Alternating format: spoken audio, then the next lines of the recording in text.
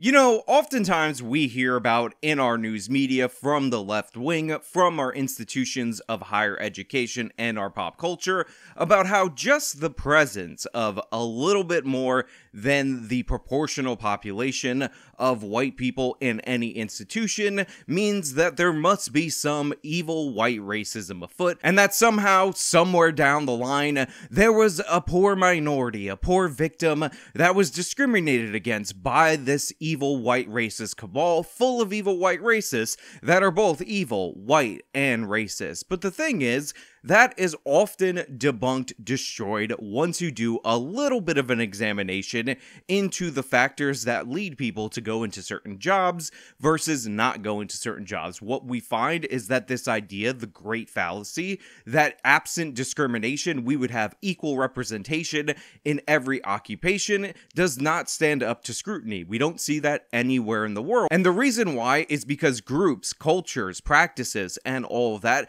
have developed separately over the course of hundreds, if not thousands of years, and all of those different factors serve as a much better explanation for the differences between group averages than evil white racist discrimination that, of course, is being powered by the evil white racists. But there's also another unspoken component to this analysis. There's also another thing that is essentially being conceded whenever this is put forward as something that needs to be taken on.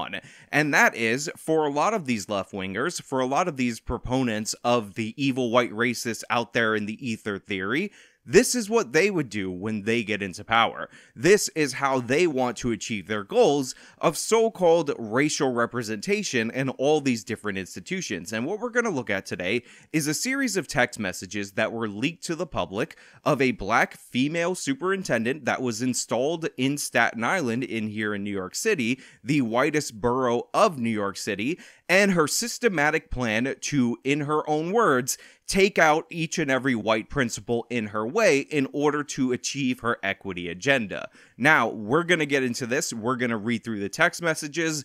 I'm going to show you how insane this actually is. But this video, fortunately for me, not for you, is sponsored. So let me toss it over to the ad read. Then we'll come back over here and discuss it on the other side. If you've noticed an increase in wrinkles, fine lines, and other signs of aging, then it might not just be the unbelievably crippling stress that you're dealing with. You actually might be suffering from a decrease in your body's natural collagen production. You might also notice some brittle nails, some thinning hair. These can also be attributed to a loss of collagen production. This is one of the reasons why I'm partnering with Health with Justice. This amazing collagen powder has 5 different key types of collagen that can help restore that youthful glow, thicken up your nails and your hair, and make you look younger. And the great thing about Health with Justice is that you can try this amazing collagen powder for 60 days money back guarantee just by going to my link in the pinned comment or the top of the description box, healthwithjustice.com. Also get yourself 51% off. That's healthwithjustice.com. No more white principals on my watch is a text message attributed to Superintendent Marion Wilson, who is the strong black female, according to herself, that is running this B word in Staten Island now. Now, as I said in the open, Staten Island, of all the boroughs of New York City, is the whitest borough. And I know that this exercise is often played out, but I think it's important to bring up in situations like this so that you can think about the national coverage that would be out there if this were in reverse. Imagine for a second that they installed a white male superintendent in the Bronx, the blackest of the boroughs in New York City, and he said that he had an express goal, even in private, to get rid of black principals. He said that he wanted to get these people out there, that this wasn't their club anymore, and they weren't welcome, and had plans or a plot to take them out. Obviously, this would be national news. In fact, them just not having enough black principals because not enough black people were qualified to be principals on its own would be grounds for the left wing to say that this is somehow evil white racism. The mere fact that a white person could be installed as the superintendent of schools in the Bronx would be attributed as evil white racism, yet this is going on, and it's basically contained to a local news segment. You have somebody going in and trying to root out out and obliterate people of one race in order to make the world in her own image. She's proud of it. She's doing it for racist reasons, allegedly, because again, she's denying the existence of these text messages. And it's no big deal. We're going to investigate it, but don't worry about it. Now, after saying no more white principals on my watch, Wilson says, I need to clean up this island because, you know, white people are dirty and you have to clean them. I'm sure that's not genocidal rhetoric or anything like that.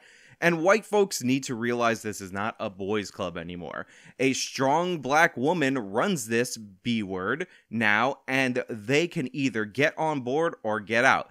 And if they don't get out, I'm going to take them out one by one. They're not going to know what hit them. It's going to be fun. Again, Staten Island, whitest borough in the 5 boroughs, the most Republican borough in the 5 boroughs, and you have this woman saying that it is her goal to take out as many white principals as humanly possible. And by the way, we need to talk about the fact that she's the superintendent of schools, and that these messages have virtually nothing to do with the education of students. This is because public education in this country is not about the students, it's about the adults that work within the public education system. It's machine politics. The goal is to get your people jobs, and in this case, for this woman, it means your racial group of people because she's a racist. But most of the time, absent the racial nonsense that's going on in this case, that just means people who are willing to vote to uphold the machine so that the public education system can continually extract as much money as possible, hire more and more people, so that way you have a more powerful constituency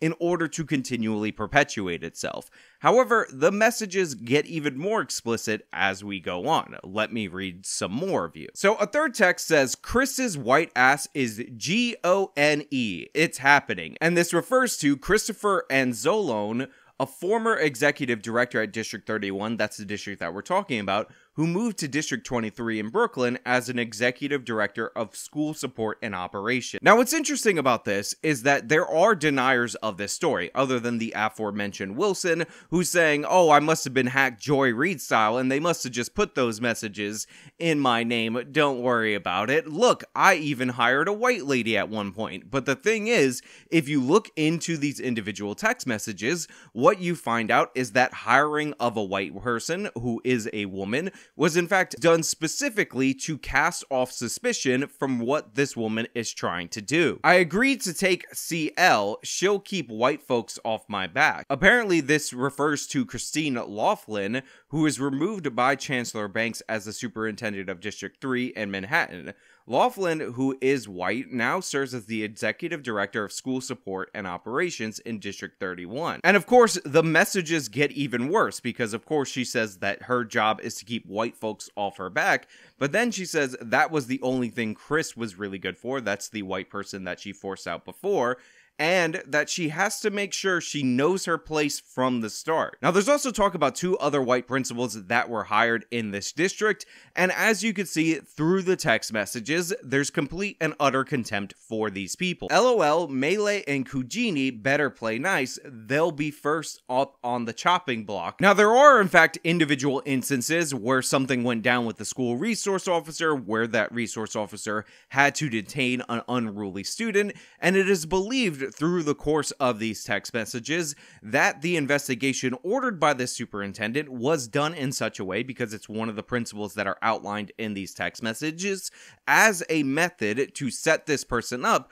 for a firing in the future. So what we have is somebody redirecting government resources, according to these allegations, for her own racial goals. Somebody targeting white staffers based solely on their race and wasting all kinds of investigative apparatuses in order to do so. And this is all done under the guise of her stated public goal of hiring more BIPOC women of color representation as assistant principals throughout the school system. So this is her public goal, and it looks like we got a little bit of a peek behind the curtain to what this person talks about in private. Now again, she denies these text messages. People are saying, oh, these are totally fake. This woman definitely definitely wouldn't talk about this.